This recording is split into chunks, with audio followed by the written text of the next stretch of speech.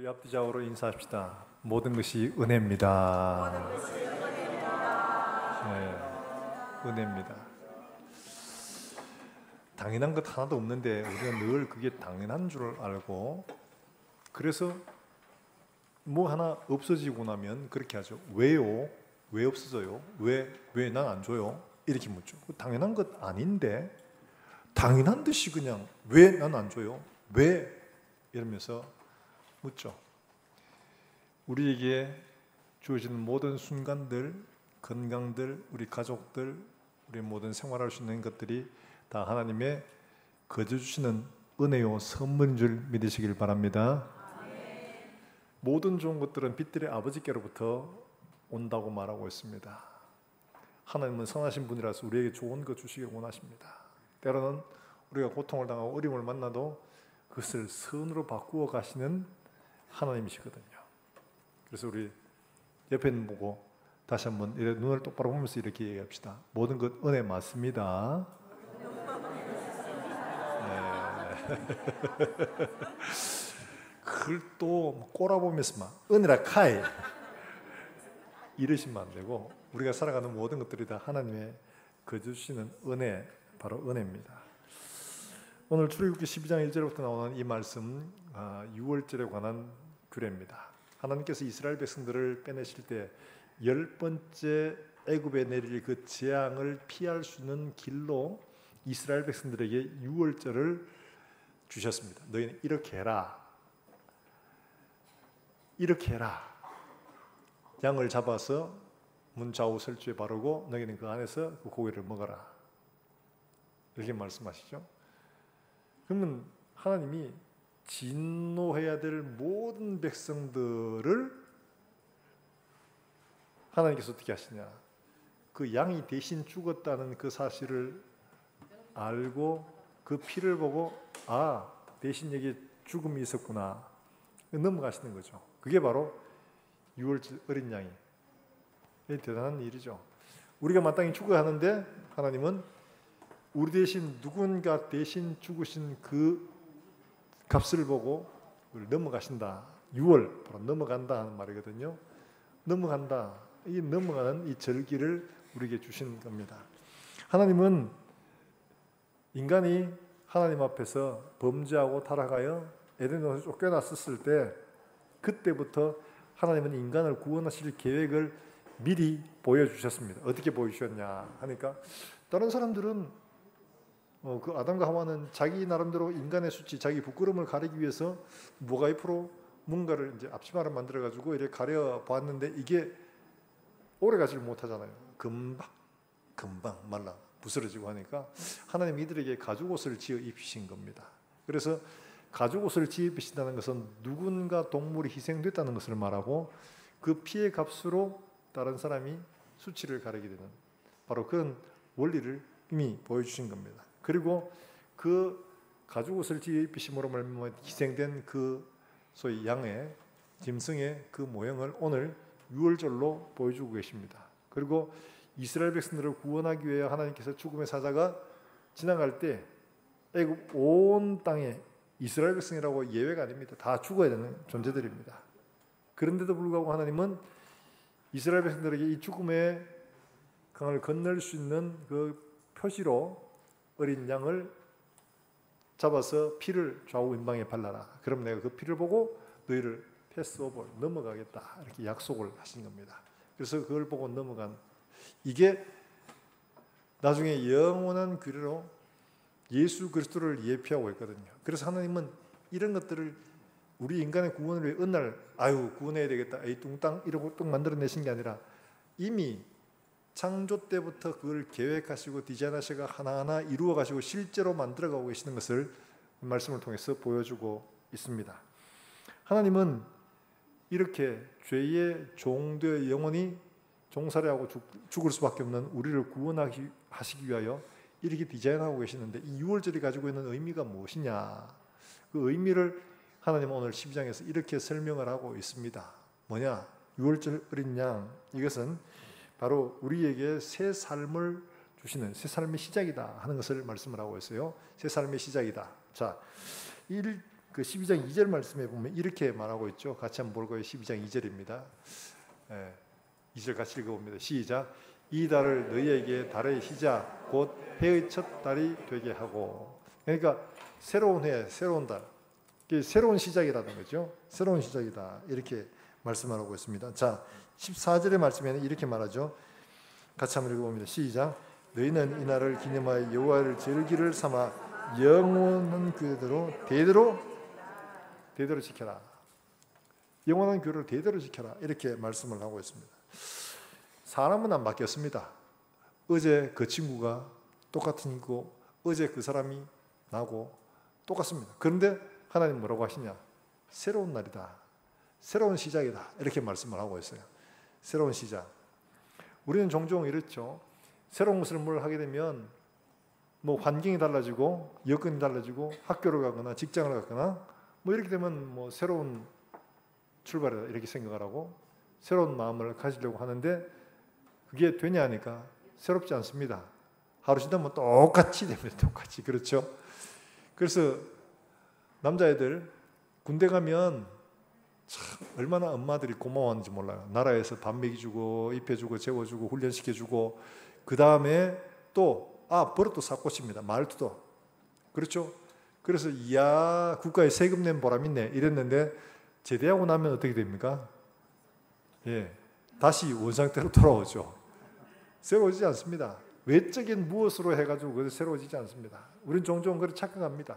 뭐 새로운 것을 시작한다 이러면은 뭐 해의 시작 연말 연초에 새로운 걸 시작한다는 그런 기분으로 개념으로 저기 동해 바다 가서 떠오르는 태양을 보면서 와 올해는 뭐 해야지 이러면서 마음의 어떤 결심도 다짐도 이렇게 하죠. 그렇다고 해서 그 떠오르는 태양을 봤다고 마음이 새로워지냐? 새로워지지 않습니다. 똑같습니다. 갔다 오면 더 피곤하기만 합니다. 그렇죠? 우리가 다 경험해본 바입니다. 진짜 새로운 것은 우리의 마음이 새로워져야 되죠. 진짜 우리의 마음이 새로워지고 우리의 믿음이 새로워져야 가능하지 겉으로 드러나는 어떤 것들을 바꾼다고 되어지는 건 아니거든요. 자, 예수 믿으면 새로워진다고 새로운 사람이 된다고 말하는데 진짜 그러냐 하니까 예수 믿었는데 별반 달라진 것 같이 보이지 않아요.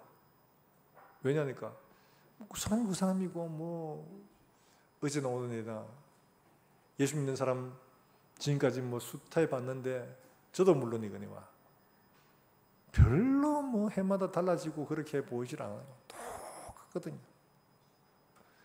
오히려 어쩌면 퇴화하는 것처럼 보일 때도 없지 않아 있습니다. 왜 그럴까? 왜 그럴까? 오늘 중요한 걸 우리에게 말씀을 해주고 있습니다. 무엇이냐니까 바로 우리에게 새로운 환경, 새로운 결심한다고 되는 게 아니라 우리가 어떻게 해야지 새롭게 되는가를 또한 말씀을 해주고 있거든요. 닐 앤더슨 목사님이 내가 누구인지 알았습니다 하는 책을 썼는데 그 책의 앞에 책 머리에 그렇게 이야기를 합니다. 뭐라고 하느냐니까 예수를 믿으면 새로워진다고 하는데 뭐가 새로워지냐? 별로 새로워진 것처럼 보이지 않는다. 그래서 제자 훈련을 해야 되겠다 싶어서 제자 훈련을 한 이야기 나옵니다. 한 청년과 만나서 그 청년을 이제 복음을 전하고 새로운 삶으로 이제 나아가기 위해 제자 훈련을 하는데 한 1년 가까이를 제자 훈련을 했는데 이 청년이 도무지 한 발짝도 안 나가는 겁니다. 그러니까 형님들 도대체 뭐가 문제냐? 왜? 뭐가 문제야 도대체? 이러면서 살펴봤습니다. 근데 그 목사님이 발견한 것은 뭐냐? 그러니까 이 청년이 자기가 누구인지 어디로 가야 되는지를 전혀 모른다는 겁니다. 자기가 누구인지 자기가 어디로 가야 되는지를 모르니까 그런 사람 보고 계속 앞으로 가라고 밀기만 했었으니까 변화가 될 수가 없더라는 거죠. 중요한 건 뭐냐? 내가 누구인지를 바로 아는 게 정말 중요하더라. 그래야지 내가 누구며 어디로 가야 하는지를 알아야지 한 발짝이라도 나갈 수가 있죠. 그리고 발전할 수 있는데 내가 누구며 어디로 가야 되는지도 모르는데 자꾸 가라고 밀면 방황할 수밖에 없는 거죠. 그렇더라는 거죠. 그 청년에게 있어서 뭐가 문제였냐 하니까 그 청년은 후에 이제 나중에 알았습니다. 죄의 문제를 숨기고 있더라는 거예요. 그러니까 이게 마음속에는 죄의 문제를 가지고 있으니까 나눔을 진실하게 하지도 못하고 그걸 온전하게 믿음으로 받아들이지도 못하고 어정쩡하게 있는 거죠. 바로 그렇더라는 거죠. 진짜로 변화된다, 새로워진다 하는 것은 우리 속사람이 진짜로 변화될 때 시작하는 겁니다. 오늘 그 이야기를 시작을 하고 있습니다. 자, 우리가 어떻게 새로운 삶을 시작할 수 있냐? 하나님은 우리에게 지금 6월절 절기를 주시면서 이 일을 어떻게 우리가 변화될 수 있는가 하는 것들을 말씀을 하고 있거든요. 얼마 전에 이제 제가 한 미국인의 이야기를 봤습니다. 이 미국인은 술을 너무 좋아하십니다. 그래서 술을 좋아하고 그러다 보니까 간이 나빠지고 간경화가 왔는가 봐요. 그래서 이식을 하지 않고는 살아날 길이 없다. 절망적인 상황 속에서 딸이 아빠 제가 드릴게요. 이래가지고 이 딸을 하고 이게 맞춰보니까 맞아요. 그래서 이 딸의 간을 이식을 받은 겁니다. 그러니까 죽음의 문턱에서 딸 때문에 살아난 거죠.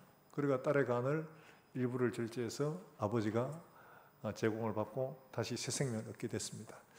근데 이 아버지는 그럼에도 불구하고 이걸 버리질 못하는 거예요. 알코올을. 그래서 이걸 자꾸 하다가 어느 날 한 2년 지나고 나니까 어느 날 몸이 안 좋아서 저그때 수술했던 병원에 가니까 의사가 막 뭐라 하는 거예요. 이젠 간암이 되었다고. 이식하는 것밖에 없는데 내가 보니까 당신은 이걸 이식해가지고도 당신의 그 버릇 안 고치고는 할 수가 없다. 나는 당신 같은 사람 수술을 해줄 수가 없다. 이러는 거예요. 세상에 의사가. 그거 멋지다는 거예요. 그냥 죽으란 이야기죠. 당신 그 버릇 안 고쳐가지고는 새 생명을 얻은들 당신 딸만 희생시키지 당신에게는 소망이 없다. 이거죠. 너무 충격적인 이야기를 들었습니다.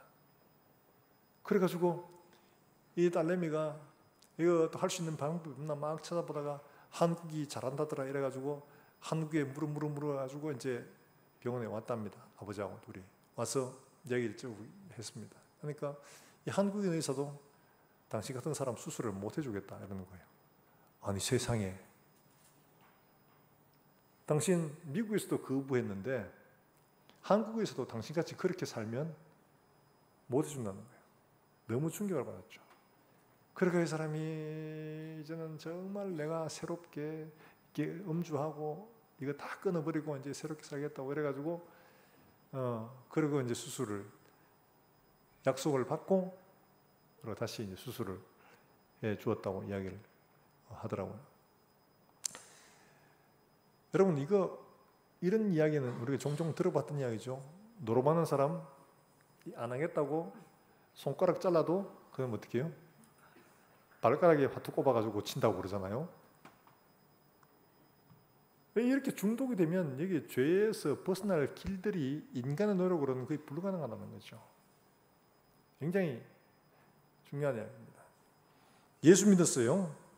근데 예수 믿은 사람이 도무지 변화가 안 되는 거예요. 왜 그러냐? 다름이 아니에요. 변화보다는 내가 누구인가를 제대로 몰라서 그런 거예요. 딸이 간을 제공을 해가지고 아빠를 살려냈는데 아빠가 자기가 어떻게 살아났는가에 대한 진지한 성찰이 없었던 거죠.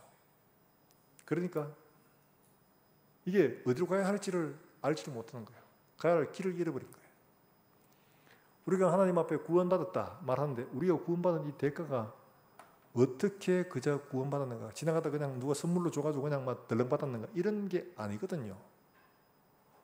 그런데 이거를 제대로 이해를 못하니까 우리가 어떻게 살아야 될지에 대한 개념을 가지지 못하는 거예요. 그러니까 예수를 믿어도 10년, 20년, 30년 지나도 하나도 바뀌질 않는 겁니다.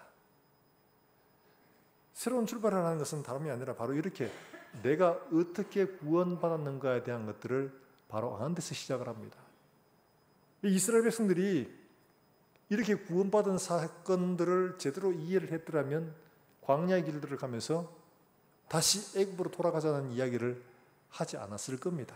그런데 자기들이 어떻게 구원받았는가, 어디로 부르심을 받았는가를 제대로 모르니까 계속 애굽으로 어려움만 생기면 애굽으로 이런 이야기를 하는 거죠. 우리가 하나님의 은혜로 예수 그리스도의 피로 말미암아 구원받았다는 이 사실이 우리에게 분명하다면 우리가 다시 세상으로 할 수가 없는 거죠. 그런데 이 사실을 모르니까 계속 우리는 뒷걸음질 치고 있는 거죠. 바로 그걸 우리에게 말씀을 하고 있는 겁니다. 자, 이게 그대로 보여주고 있는데 바울이 비스디아 안디옥이라는 곳에서 복음을 전하고 근데 그들을 향해서 뭐라고 말하냐? 그 복음을 받는 사람도 있었지만 받지 않는 사람들도 있었습니다. 근데 그들이 뭐라고 말하느냐? 이렇게 말합니다. 사도행전 13장 46절에 이렇게 얘기합니다. 사도행전 13장 46절 빨리 나와야 되는데 아직도 안 나오고 저러고 있네요. 화면은 사도행전 13장 46절의 말씀에 무엇을 말씀하고 있는가 하면 그 사람들이 거절을 하면서 이렇게 이야기를 합니다. 사도행전 13장 46절 여러분 한번 찾아보시겠어요? 예.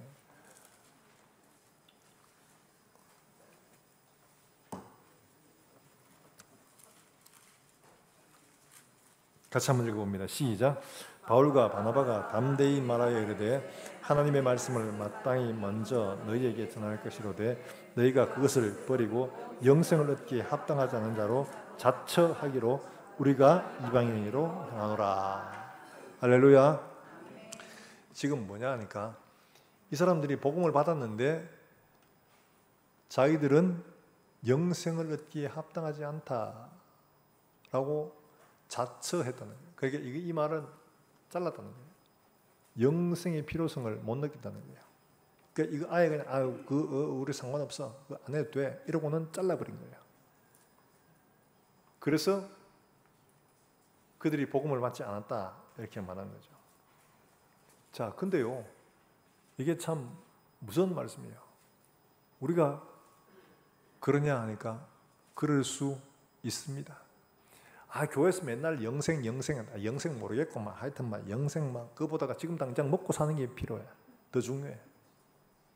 마음으로 믿으면 되지 뭐. 이렇게 생각하고 있는 사람들이 있거든요.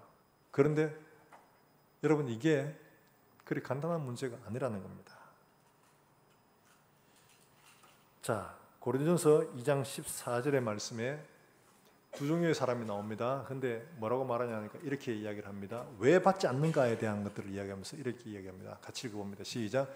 육에 속한 사람은 하나님의 성령의 일들을 받지 아니하니 이는 그것들이 그에게는 어리석게 보이며 또 그는 그것들을 알 수도 없나니 그러한 일은 영적으로 분별되기 때문이라. 할렐루야.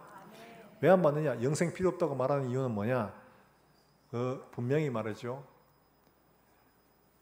성령의 일을 받지 않는다고. 왜냐하니까 그것을 어리석게 보기 때문에. 천국, 지옥, 하나님 구원, 야 웃기지 마라. 보이지도 않는 걸. 네가 가봤나? 네가 봤나? 전혀 그들이 보기에는 이건 너무 바보 같은 이야기로만 보이는 거예요. 사람에게 중요한 건 지금 현재 내게 이거죠. 몇 년 뒤에 영원 이런 것들은 지금 현재 일어날지 안 일어날지 아무도 모르는 그런 어리석은 이야기처럼 보이는 거예요. 그러니까 받지 않는 겁니다. 육에 속한 사람이라는 것을 그대로 그러니까 영생 관계없어 없어도 돼. 지금 사는데 문제 없어. 이러면 잘라버리는 거죠. 이거는 다름이 아니라 우리 인생의 본질을 바로 알지 못하니까 그런 거죠. 인생의 본질을 바로 알면 그렇지 못합니다. 여러분 지금 애굽의 이 상황을 생각해 보십시오. 하나님이 만약에 그 밤이죠. 밤중 깜깜한 때입니다. 하나님의 천사가 쭉 죽음 천사가 집집마다 가는데 애굽에서 안 죽은 사람이 없다고 말하면 그래요. 집집마다 장자 없는 집이 없거든요. 다 장자가 있는데 다 가서 밥 먹다가 죽어버리고 잠자다가 죽어버리고 얘기하다가 그냥 픽 쓰러져 죽어버리고 이런 일들이 일어나는 거예요. 그런데 이 일들을 아직도 보지 못하고 듣지 못한 그 사람과 이 일들을 하나님의 말씀하신 것대로 되어진다는 사실들을 받아들이지 않는 사람들은 일들을 인정하지 않을 겁니다.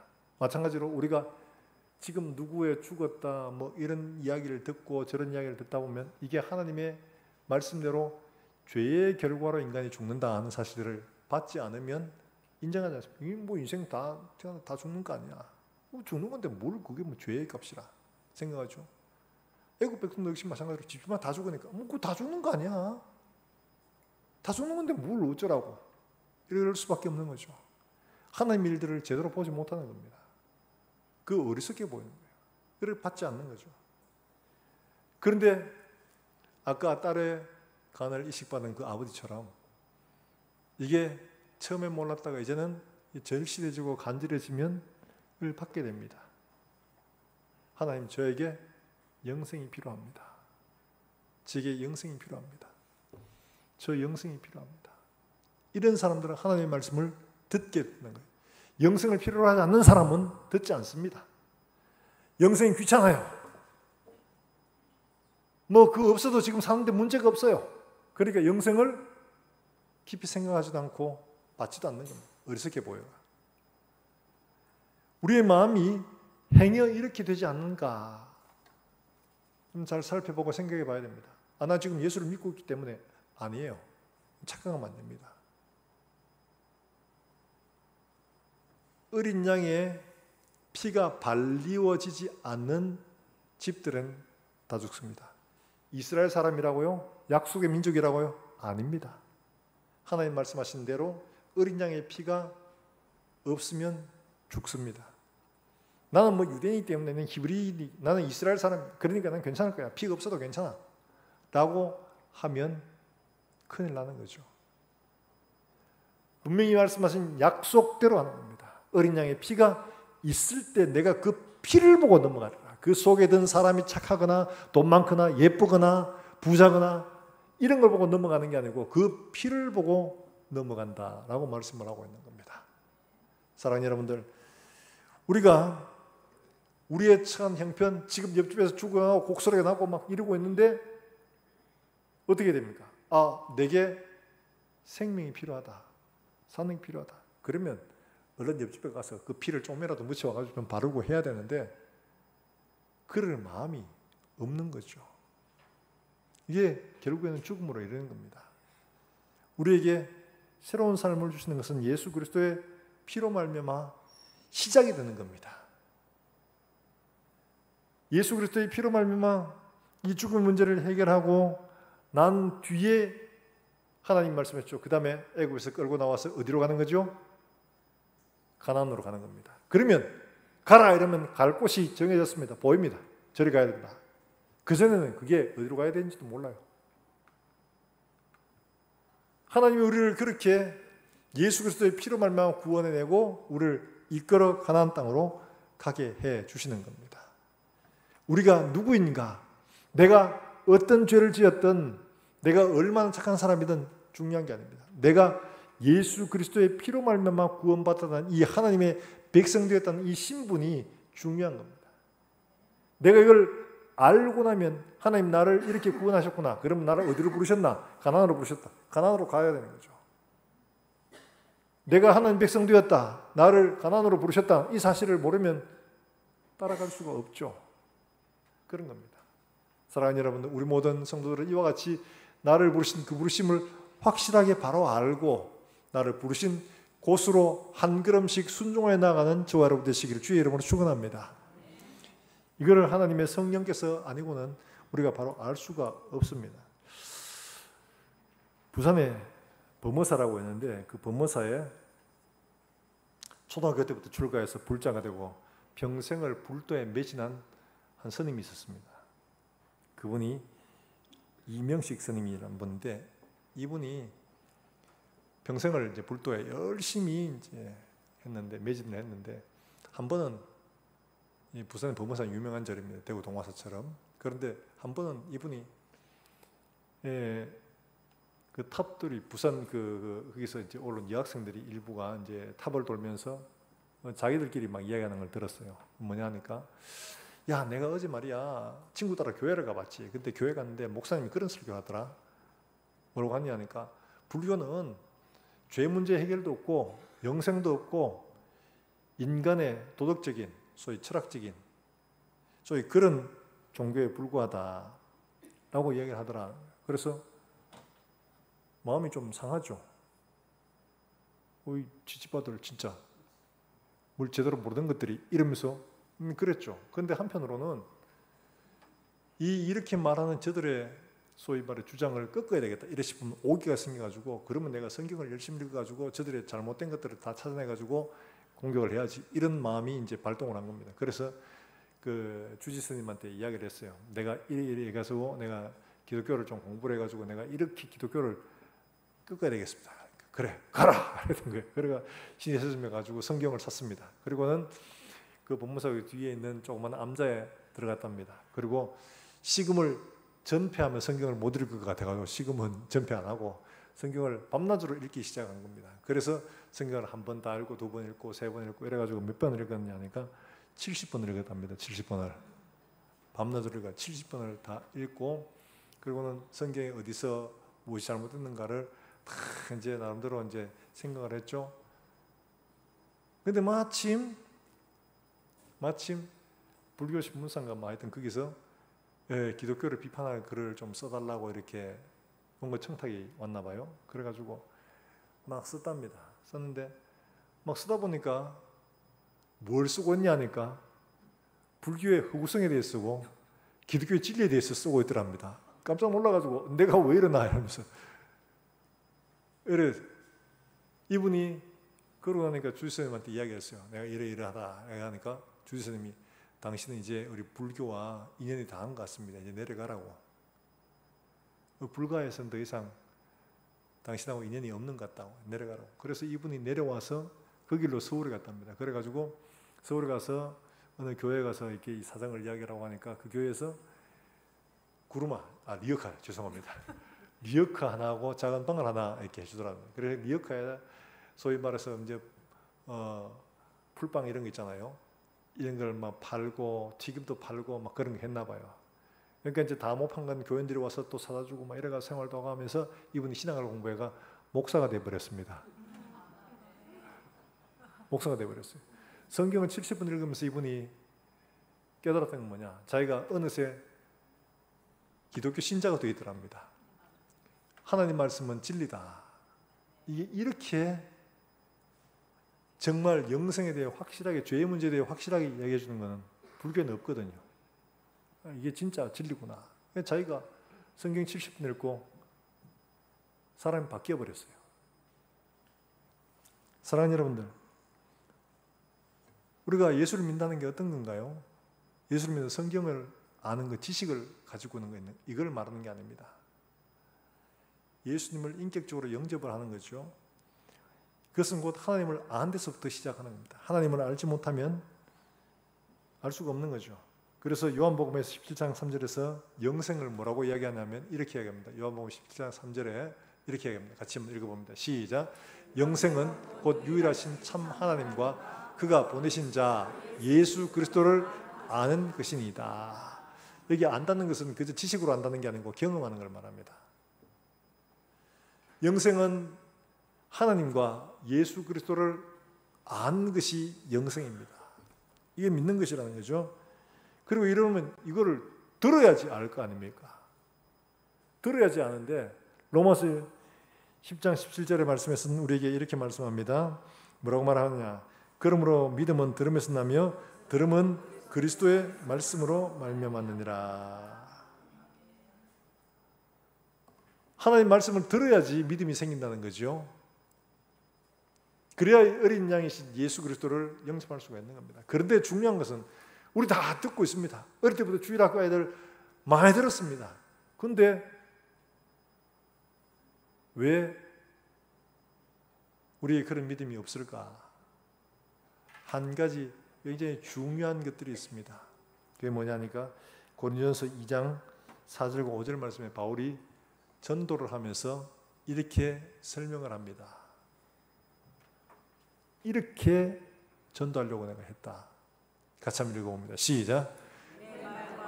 전도함이 설득이 있는 지혜 말로 하지 않고 오직 성령의 나타나심과 능력으로 하여 사람의 있지 않고 오직 다만 어디에 있게 하라고요? 하나님의 능력. 설득이 있는 사람의 말에 지혜를 하지 않고 성령의 뭐고? 나타나심과 능력으로 하여. 이게 중요한 겁니다. 하나님께서 우리의 마음에 듣는 그 말씀이 믿음으로 될 수 있도록 우리의 마음을 작용해 주시는 게 필요하다는 거죠. 그저 듣는다고 그게 다 믿음으로 되는 게 아니고 그 말씀이 우리의 심령 속에 믿음으로 남을 수 있도록 하나님께서 작업해 주시는 게 필요하다는 거죠. 자, 이게 실제로 빌립보 교회에서 있었던 일이죠. 바울이 전도하는데 자주장사, 비단장사 루디아가 복음을 들었습니다. 들었는데 하나님께서 어떻게 해주셨느냐 하니까 그의 마음을 열어서 듣게 해주셨다 이야기합니다. 자, 같이 한번 읽어봅니다. 시작. 두아디라시 있는 자주장사로서 하나님을 섬기는 루디아라는 주께서 그 마음을 열어 바울의 말을 따르게 하신지라. 자, 하나님을 섬기는 루디아였습니다. 말씀을 알죠? 그런데 하나님이 그 마음을 열어 바울의 말을 듣게 하니까 믿음이 생기게 되고 되는 겁니다. 그저 교회에 와서 그냥 한 시간 앉아있다고 믿음이 생기는 게 아니라는 겁니다. 어떻게 해야지요? 시편은 우리에게 분명히 이렇게 이야기합니다. 어떤 마음을 가져야 하는가? 시편 107편 9절 말씀에 이렇게 말씀하고 있습니다. 자, 같이 한번 읽어봅니다. 시작. 그가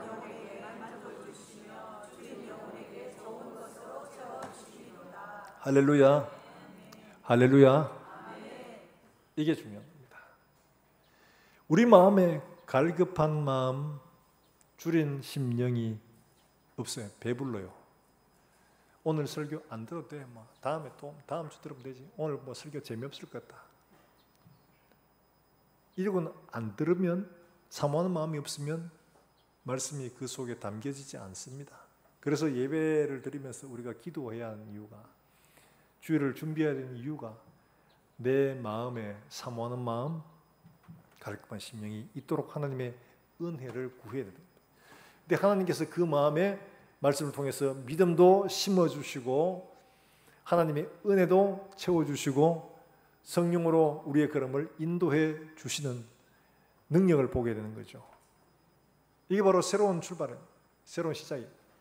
그렇게 정말 예수로 어린 양으로 말미암아 이들이 정말 그들이 누구인지를 바로 알고 우리가 하나님의 약속을 받아 이렇게까지 하나님이 약속하신 때를 마침내 주셨고 모세를 통하여 우리에게 출애굽하도록 해주셨구나. 알게 되면 그들이 가야 할 길이 보이죠. 하나님께서 가나안 땅을 주시기로 하셨으니까 저리로 가야 된다. 이게 마음속에 믿어짐도 없고 이게 마음속에 사모함도 없고 이게 깨달아지지도 않는데 예수 믿고 뭘 하냐? 예수 믿고 그저 뭐 재미있게 복받고 이 땅에서 잘 살기를 바라는 이스라엘 백성들이 보세요. 이들 가운데 가데스 바네아에 하나님이 그렇게 말해요. 이들이 애굽에서 행한 일과 광야에서 이들이 하나님 앞에 받았던 그 수많은 기적들을 보면서 뭐라고 하냐? 변화되지 않았습니다. 10번이나 나를 변하겠다 이렇게 말하고 있죠. 왜요? 그들이 가야 할 곳 그걸 바라보지 않습니다. 어디에 있는가? 계속 애굽에서 먹던 그 고기, 그 부추, 마늘 뭐 그런 걸 계속 좋아하는 거예요. 그거 그리워하고 있는 거예요. 그러니까 그들은 자기들이 누구며 어디로 부르심을 받았는가를 제대로 인식하지 못하니까 계속 옛날에 살던 그 삶을 그리워하고 좋아하고 쫓아가게 되는 거죠. 예수를 믿노라 하는데도 우리가 누구며 우리가 어디로 부르심을 받았는가를 제대로 인지하지 못하니까 바로 알지 못하니까 계속 세상 속에 살던 그때의 삶으로 우리의 마음이 향하여 갈 수밖에 없는 거예요. 사랑하는 여러분들, 우리가 누구며 우리가 어디로 부르심을 받았는가를 하나님 말씀을 통하여 분명히 바로 알고 우리의 가야 할 길을 바로 볼 수 있기를 주 예수의 이름으로 축원합니다. 이걸 바로 하는 것들이 정말 필요한 거죠. 그렇지 않으면 우리가 계속 세상에 속한 삶을 그리워할 수밖에 없습니다. 예수 믿으면서도 야 오늘 예배 왔는데 예배 마치고 난 다음에 날씨 좋은데 저기 저 동해에 한번 갔다 와야 되겠다. 동해 갔다 오는 게 잘못됐다는 이야기가 아닙니다. 예배가 목적이 아니고 동해가 목적인 거예요. 현재 삶에 축복이 필요한 거지 영원한 삶에 대한 소망이나 이런 것들은 없는 거예요. 사랑하는 여러분들, 우리가 날마다 한 걸음 한 걸음 더 갈 때마다 주님 나라가 우리에게 점점 더 가까이 오고 있고 우리가 바라고 기대하던 하나님이 우리를 기다리고 계신다 하는 이 소망으로 가득하게 되기를 주 예수의 이름으로 축원합니다. 이스라엘 백성들이 이 광야 길들을 가면서 그게 돼야 되는데 그게 아니고 계속 끝까지 마지막까지 도착할 때까지도 자꾸 애굽을 바라보고 있었던 거죠. 그러니까 그들이 끝내 거기에 들어가지 못하게 된 겁니다. 사랑하는 여러분들, 이렇게 부름받아 하나님 앞에 새로운 삶으로 새로운 길로 새로운 목적지로 향해 나왔는데 그러면 꽃길이면 얼마나 좋겠습니까? 근데 꽃길이 아니고 광야 길들입니다. 가니까 홍해를 만나고 물이 없고 물이 쓰고 아말렉이 쫓아오고 계속 그런 겁니다. 그런데 새 길이라는 게 뭐냐? 예수를 믿는다고 모든 게 다 잘 되고 모든 게 형통하고 모든 게 다 아무런 걱정 없이 되느냐? 그게 아니고 어려움이 더 많고 더 힘든 일이 많고 도무지 사람의 힘으로 헤쳐갈 수 없는 어려움들을 만나기도 한다는 거죠. 그런데 뭐가 새로운 거냐? 뭐가 새로운 거냐? 인간의 방식이 아니라 하나님께서 개입하셔서 이끌어내셨으니까 우리가 가는 길들 가운데 하나님이 하나님의 방식으로 이 문제들을 헤치고 뚫고 지나갈 수 있게 해 주신다는 겁니다. 자, 이사야 43장의 말씀 우리 한번 볼까요? 하나님이 우리에게 분명히 이렇게 말씀을 해 주셨거든요. 이사야 43장 19절과 20절 말씀을 같이 한번 읽어봅니다. 같이 읽습니다. 시작. 보라, 내가 새 일을 행하리니 이제 나타낼 것이라.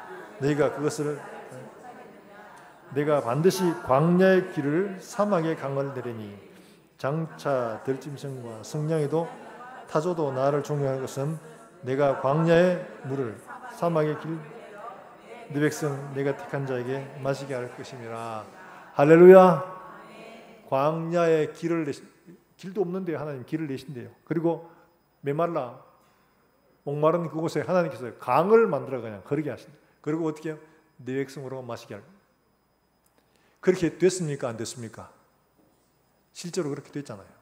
하나님께서 모세에게 바위를 치게 하셔가지고 강을 만들어 모든 백성으로 다 마실 수 있게 하셨죠. 그들이 갈 수 있는 길들을 구름기둥과 불기둥으로 인도하셔서 길을 만들어내셨죠. 전혀 새로운 방식으로 살게 해주시는데 하나님께서 그들의 길들 가운데 모든 걸 다 준비하시고 채워주시는 것을 그들이 직접 경험하게 되는 겁니다. 양식이 다 떨어졌어요. 아우 어떡하나. 그런데 하늘에서 만나가 내리죠. 고기 먹고 싶은데 메추라기가 내리죠. 상상도 할 수 없던 일들이 벌어지는, 이게 바로 새 길이라는 겁니다. 새로운 길들로 하나님께서 그들을 인도하고 계시는 거예요. 예수 믿으면 다 어렵고 힘든 것 같지만 그러나 그 가운데 놀라운 하나님의 역사들을 우리가 경험하게 되는 겁니다.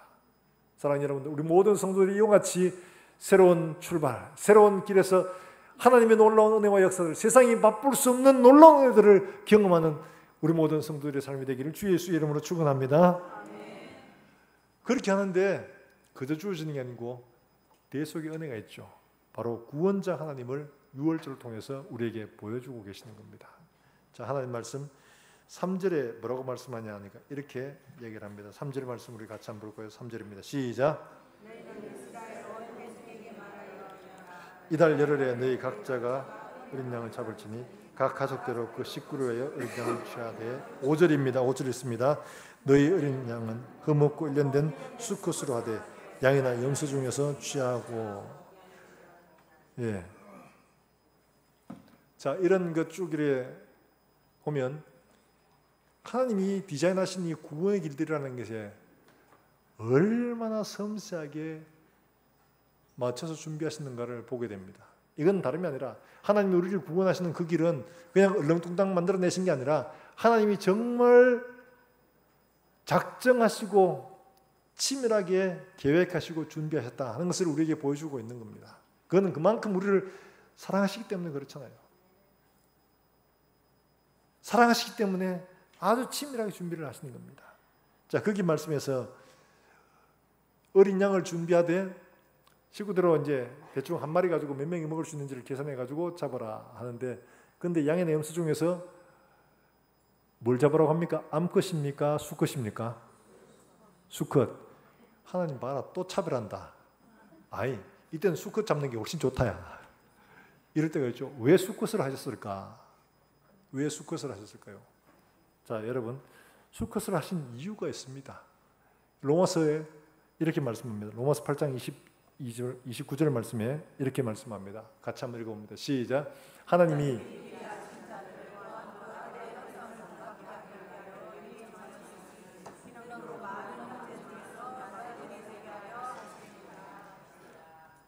그렇게 대충 중구난방으로 막 이렇게 딱딱 맞춰가 못 읽으시면 뭘 읽었는지를 알 수가 없어요. 여기 보면 중요한 말씀이 있습니다. 이는 그로 많은 형제 중에서 뭐가 되게 하신다고요? 맏아들. 맏아들이기 때문에 수컷을 잡는 겁니다. 그냥 가는 게 아니고요. 맏아들을 삼으시기 위하여 하나님은 이 어린 양도 수컷으로 잡도록 하신 겁니다. 야, 참 놀랍다. 근데 이 양을 10일 날 딱 선택을 해가지고 14일까지 같이 지냅니다. 함께 하는 거죠. 뭘 말하는가요? 예수님께서 어린 양으로 오셔가지고 이 땅에 34년 동안 함께 하시는 그 기간을 말합니다. 이렇게 우리와 함께 있고 14일 날 잡도록 하신 겁니다. 그러니까 우연히 그냥 지나가다가 야, 이거 괜찮겠다 이러고 잡도록 하신 게 아니고 미리 선택해서 우리와 함께 거하게 하시고, 그리고 충분히 교제하게 하시고 사랑하게 하시고 나누게 하시고 14일 날 잡게 하신 거죠. 정이 들었어요.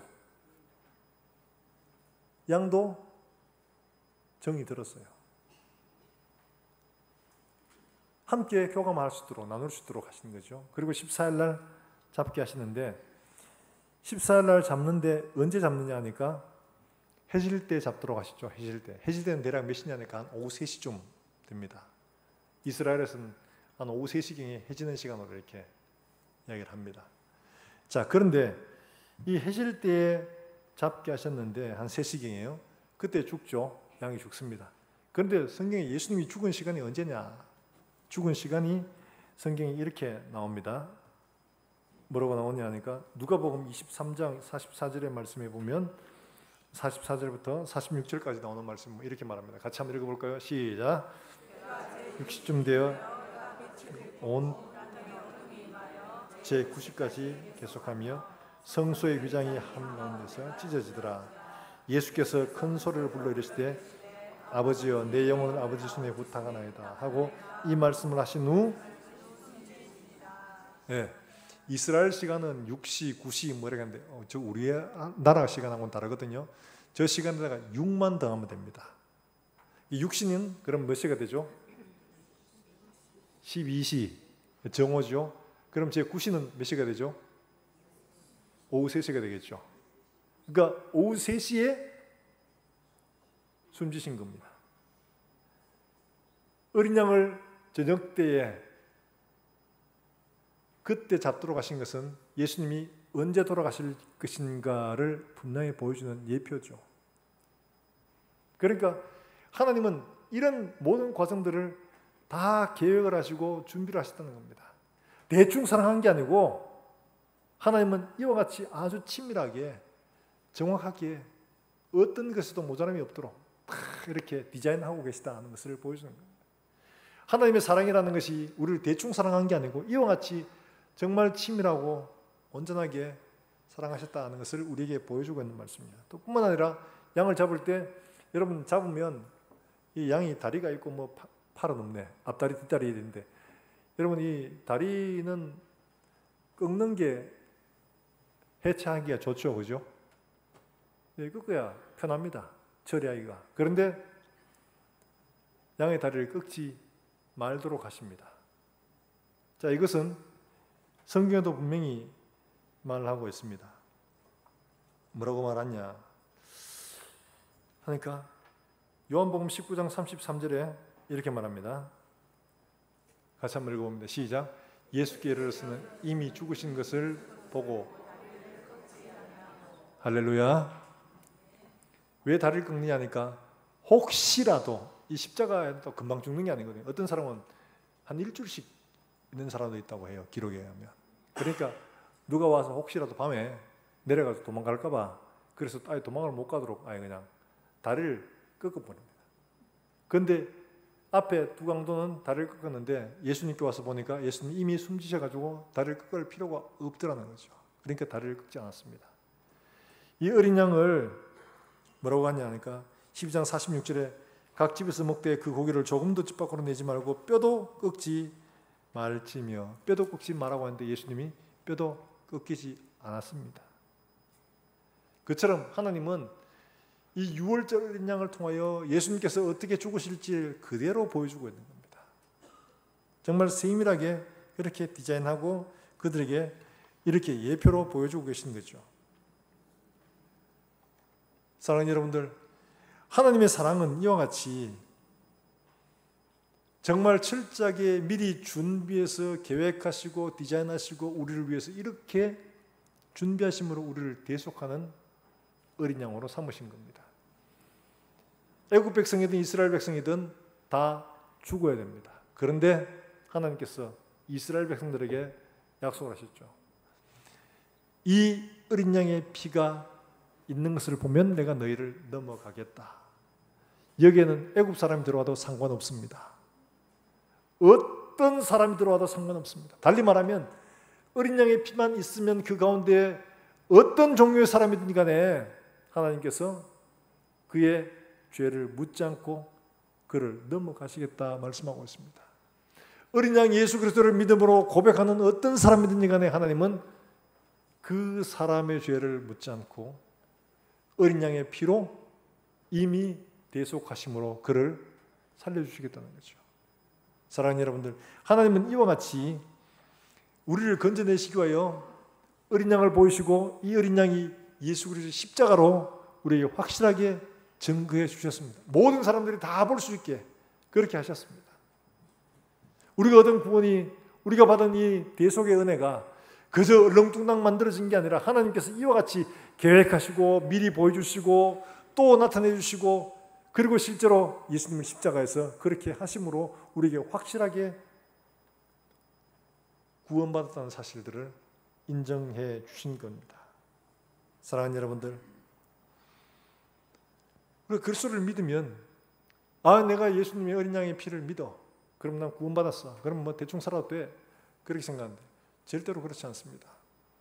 여러분, 성경은 우리에게 이렇게 말합니다. 출애굽기 12장 19절 말씀에 이렇게 말하죠.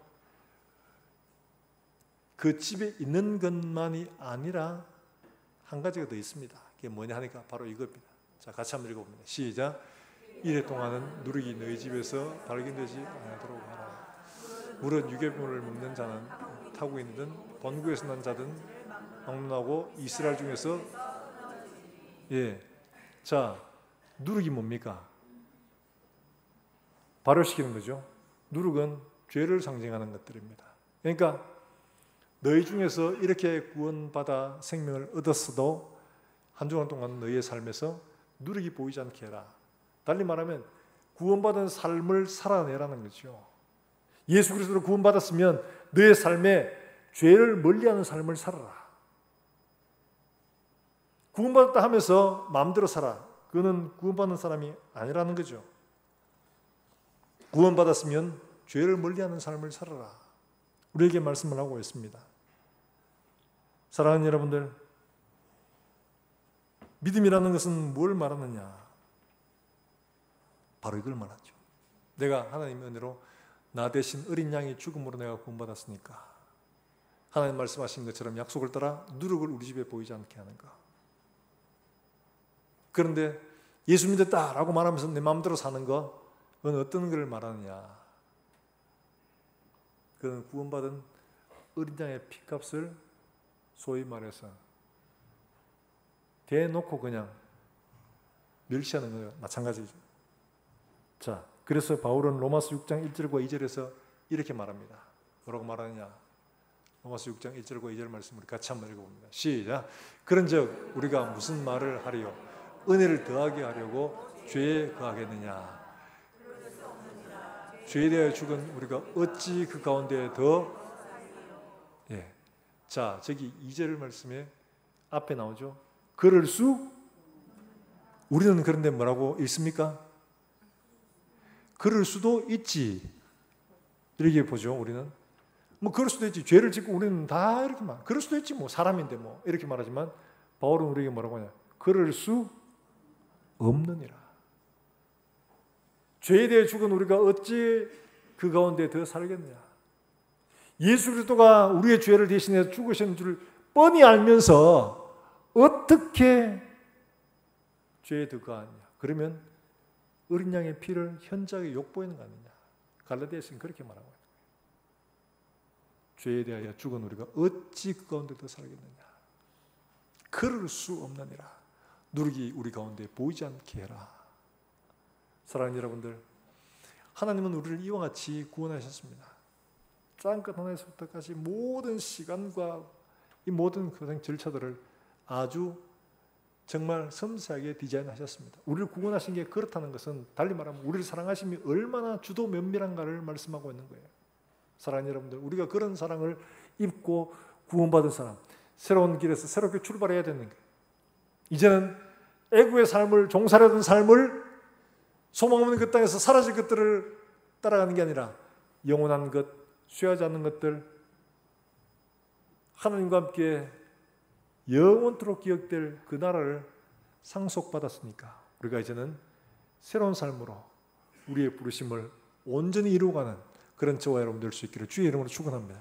이것이 영원한 언약이라고 말씀하고 있습니다. 피할 수 없는 거예요. 중간에 사라지고 뭐 할 수 없는 겁니다. 영원한 언약이에요. 사랑하는 여러분들, 우리가 그런 사랑과 은혜를 입었으니 우리가 이 땅에 사는 동안에 정말 그 은혜에 합당하게 행하여 하나님을 기쁘시게 하고 우리의 가는 길들에서 뒤돌아보지 말고 다시 애굽에 이야기하지 말고 영원한 그 나라, 영원한 그 상급 바라보고 하루하루 갈수록 점점 더 가까워지는 그 나라, 하루하루 갈수록 점점 더 주님 우리와 더 가까워지는구나, 이런 소망을 삼고 기쁨과 감사함으로 이 땅을 힘있게 말씀에 순종하여 살아갈 수 있는 그런 저와 여러분 되시기를 주의 이름으로 축원합니다. 이 시간 함께 찬송과 기도하겠습니다. 주 십자가를 지심으로, 주 십자가를 지심으로 죄인을 구원하셨으니 그 피를 보고 믿는 자는 주님의 진노 면하겠네. 흉악한 죄인 괴수라도 예수는 능히 구원하네. 온몸을 피에 잠들 때에 주님의 진노 면하겠네. 내가 그 피를 유월절 그 양에 피를 볼 때에 내가 널 넘어서 가리라. 심판할 때에 모든 백성 행한 일대로 복음받네. 주님의 피로 죄 씻으면 주님의 진노 면하겠네. 구주의 사랑 크신 은혜, 구주의 사랑 크신 은혜, 보혈의 능력 의지하세. 심판의 불이 내릴 때에 주님의 진노 면하겠네. 내가 그 피를 유월절 그 양의 피를 볼 때에 내가 널 넘어서 가리라. 내가 그 피를 유월절 그 양의 피를 볼 때에 내가 널 넘어서 가리라. 할렐루야. 우리가 이 시간 함께 기도하실 때 주님, 그렇습니다. 6월절은 우리의 삶을 새롭게 하시는 하나님의 은혜입니다. 새로운 나라 상속받고 새로운 약속 부여잡고 광야 길을 갈 때에 우리가 알지 못하는 새로운 하나님의 길을 우리가 만나게 해주시기를 원합니다. 하나님 아버지, 예수 그리스도 보배로운 어린 양 되신 그분의 피로 우리가 사함을 얻었으니까 주님, 그 은혜에 의지하여 우리가 이 땅에서 사는 동안에 정말 주님과 함께 끝까지 우리의 삶을 완주할 수 있도록 주님, 우리에게 힘을 더하시고 능력을 더하여 주시옵소서. 우리 한 목소리 함께 동성으로 기도하겠습니다. 하나님 아버지, 은혜를 감사합니다.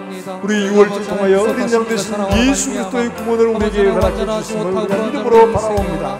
하나님 아버지, 우리의 마음을 여시고 이 말씀들이 우리의 마음속에 깊이 새기게 하시며 예수 그리스도의 은혜와 그 사랑으로 말미암아 우리가 새롭게 되어 변화되신 은혜가 얼마나 큰지 다시 한 번 더 우리가 받도록 믿음으로 말씀을 순종하며 우리의 길들 이 광야의 길을 험악하지만 새롭게 인도하시는 하나님의 우리의 삶이 될 수 있도록 도와주시옵소서. 성령 안에 우리를 깨우쳐 주시옵고 능력을 더하여 주시옵소서. 아버지, 어떻게 살아가는 것이 올바르게 살아가는지 깨닫게 해주시옵고 주의 말씀에 순종하여 영원한 나라를 사모하며 아버지 뜻 가운데 거하고 살아가는 우리 모두 될 수 있도록 은혜 베풀어 주시옵소서. 아버지, 오늘도 주님 앞에 나아가 있으니 연약함이 들을지라도 완전하신 구주 예수 그리스도를 의지하여 아버지 우리가 새롭게 됨을 날마다 고백하며 나아갈 수 있도록 도와주시옵고 아버지, 오늘 우리 나아갈 때 우리의 삶을 덮으시고 우리의 삶이 아버지 하나님 완전한 회복을 같이 하나님의 영광과 은혜를 경험할 수 있도록 우리가 죄에 거하지 않느냐 그럴 수 없느니라. 하나님 아버지, 죄에 거하지 않고 주님과 함께 동행하는 우리 모든 성도의 삶이 되게 주 인도해 주시옵소서. 하나님 아버지, 6월절을 통하여 우리에게 약속하신 이 귀한 은혜의 약속, 구원의 약속 우리가 믿음으로 받고 우리가 새 삶을 향해 한 걸음 한 걸음 전성을 향해 나아갈 수 있도록 주님 축복해 주시기를 원합니다. 우리가 다시 죄에 거하지 않게 해 주시옵소서. 그럴 수 없느니라. 우리의 삶에 정말 누룩을 보이지 않게 하는 귀하고 복된 삶을 살아낼 수 있게 하시고 영원한 그 나라 우리 하나님 앞에 설 때 우리의 눈물을 씻어주시고 우리를 칭찬하실 그 주님을 바라보고 하나님 앞에 아름다운 승자의 면류관을 쓸 수 있도록 주님, 우리의 걸음을 인도해 주시옵소서. 살아계신 주님, 오늘도 주 앞에 나와 예배하는 사랑하는 종들을 귀하게 보시고 종들이 하나님 앞에 받은 은혜 감사하여 주님, 우리가 하나님 앞에 귀한 예물을 드립니다. 작지만 종들의 마음을 보시고 축복하시며 나누어주고 베풀어주며 하나님 아버지 풍성한 삶을 살아갈 수 있도록 주님께서 복을 허락해 주시옵소서. 하나님 아버지, 어린 양 예수 그리스도의 보배로운 피에 의지하여 하나님 앞에 삶의 어려운 문제를 끌어안고 하나님 앞에 나아간 사랑하는 종들을 기억하시고 이들의 눈물과 탄식과 부르짖음을 주님 들으시고 우리의 길을 하나님 광야 가운데서도 하나님 세기를 내시고 마른 땅에서도 하나님 강들을 내시는 하나님의 능력을 우리가 맛볼 수 있게 하여 주시옵소서. 하나님 아버지, 영원한 나라 그 나라에 온전히 이룰 때까지 우리가 뒤돌아서지 않게 하시고 우리가 하나님 아버지 주님과 함께 동행하여 이 걸음을 승자의 걸음으로 마칠 수 있도록 주님 축복해 주시옵소서. 하나님 아버지, 우리 주일학교 아이들을 기억하시고 이 아이들이 정말 하나님 나라의 귀한 기둥으로 사용될 수 있도록 새롭게 하시고 변화되어서 하나님 나라를 쓰일 수 있도록 주님 은혜를 더하시고 사랑하는 교사들에게 능력을 더하시며 이들을 축복해 주시고 하나님 아버지, 또 멀리서 복음을 전하는 사랑하는 선교사들 하나님, 그들에게 오늘도 생명에 놀라운 역사들이 일어날 수 있도록 주님 준비된 영혼들을 보내어 주시기를 원합니다. 하나님, 우리 교회를 축복하시고 이 지역 가운데 하나님 아버지 등비 사명을, 빛의 사명을 감당할 수 있도록 하나님 우리에게 사람들을 보내어 주시고 일꾼들을 만나게 하시며 영혼들을 하나님께서 보내어 주셔서 하나님 아버지 열매를 거둘 수 있도록 주님 은혜를 더해 주시옵소서. 또 한 주간을 살아가는 모든 종들의 삶들 가운데 하나님 함께 하시며 광야의 길들을 갈 때에도 하나님 결코 줄거나 가라지 않게 풍성한 것들로 채워 주시옵소서. 살아계신 예수님의 이름으로 기도하옵나이다. 아멘.